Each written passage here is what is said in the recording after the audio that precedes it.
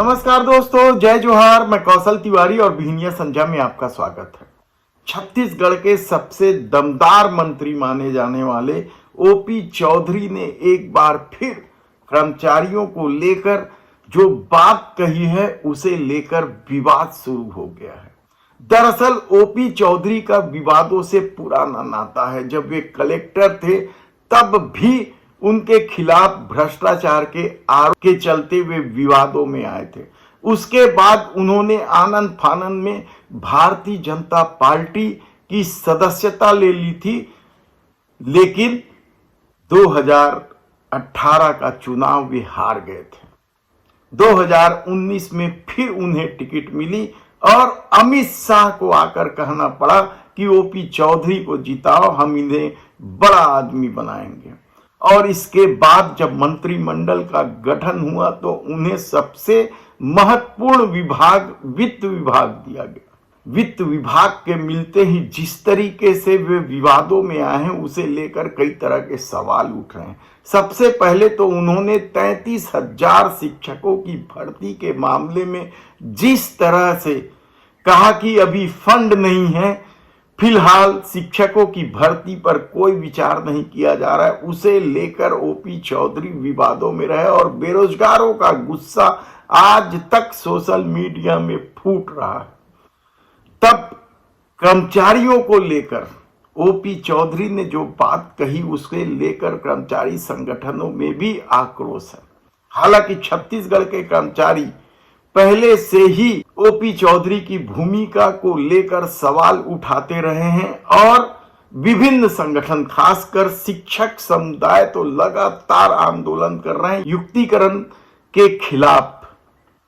दरअसल यह पूरा खेल शिक्षक भर्ती पर बंदिश लगाने का है, कहा जाए तब भी गलत नहीं होगा, क्योंकि स्कूलों में शिक्षक की कमी है। लेकिन युक्तिकरण के नाम पर जिस तरीके से स्कूल ही बंद करने की योजना बना ली गई है उसे लेकर शिक्षक संघों में भारी आक्रोश है। लेकिन नया मामला है यूपीएस का। यूपीएस यानी नई एकीकृत पेंशन योजना, यह केंद्र सरकार ने प्रस्ताव बनाकर लागू कर दिया है 1 अप्रैल 2025 से। और इसमें फायदा जो 25 साल नौकरी कर चुके हैं उन्हीं कर्मचारियों को ज्यादा मिलेगा। अभी ओपीएस यानी ओल्ड पेंशन स्कीम और एनपीएस न्यू पेंशन स्कीम को लेकर जबरदस्त बवाल है और कहा जा रहा है कि लोकसभा चुनाव में भी यह मुद्दा काम कर रहा था और इसी से घबराकर केंद्र सरकार ने नई एकीकृत पेंशन योजना लाई है यूपीएस, जिसका नाम दिया गया और राज्य सरकारों से कहा गया है कि कर्मचारियों को इस बात के लिए तैयार करें। इस पेंशन को बनाने वालों का दावा है कि इस योजना का लाभ 90 लाख कर्मचारियों को होगा, लेकिन छत्तीसगढ़ में इस योजना को लागू करने का कोई विचार नहीं है। मीडिया रिपोर्ट के मुताबिक यह बात वित्त मंत्री ओपी चौधरी ने साफ तौर पर कह दी है। उन्होंने प्रतिष्ठित अखबार नवभारत से चर्चा करते हुए यह बात कही है। तो क्या इस नई पेंशन स्कीम पर कोई विचार नहीं किया जाएगा और कर्मचारियों को इसका कोई फायदा नहीं मिलेगा? क्योंकि जब विचार ही नहीं होगा तो फायदा कहां से मिलेगा?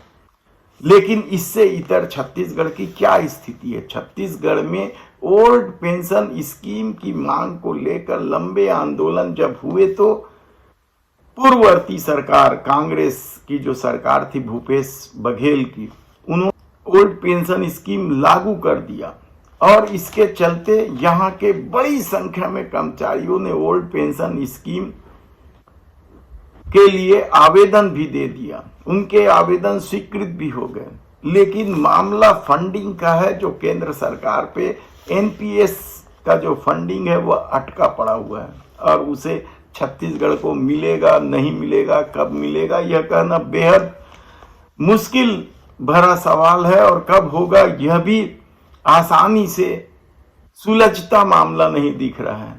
ऐसी परिस्थिति में मजबूरी में जो कर्मचारी एनपीएस के साथ खड़े हैं उनके लिए ये एक सुनहरा मौका हो सकता था, नई पेंशन स्कीम यानी यूपीएस। लेकिन अब जब प्रदेश सरकार इस पर विचार करने को तैयार नहीं है, तब देखना है कि कर्मचारी संगठनों का क्या रवैया होता है। हालांकि छत्तीसगढ़ कर्मचारी अधिकारी फेडरेशन पुरानी पेंशन योजना को लागू करने की मांग पर कायम है।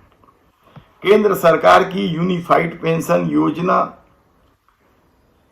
ओपीएस जैसी लाभदायक नहीं है, यानी ओल्ड पेंशन स्कीम की तरह यह लाभकारी नहीं है, इसलिए इस तरफ कर्मचारियों का जरा भी ध्यान नहीं है। वो तो ओल्ड पेंशन योजना पर ही पूरा ध्यान लगाए हुए हैं। यह बात फेडरेशन के जो संयोजक हैं कमल वर्मा ने यह बात मीडिया से कही है। ऐसी परिस्थिति में जब कुछ कर्मचारियों को उम्मीद थी कि छत्तीसगढ़ सरकार यूपीएस लागू करेगी तो उन्हें फायदा मिलेगा, जिनकी सर्विस 25 साल से अधिक हो जाएगी, लेकिन अब वित्त मंत्री ओपी चौधरी ने साफ तौर पर कह दिया है कि इस योजना पर अभी विचार नहीं किया जाएगा। अब देखना है कि कर्मचारी संगठन ओपी चौधरी के इस बयान पर क्या प्रतिक्रिया देते हैं।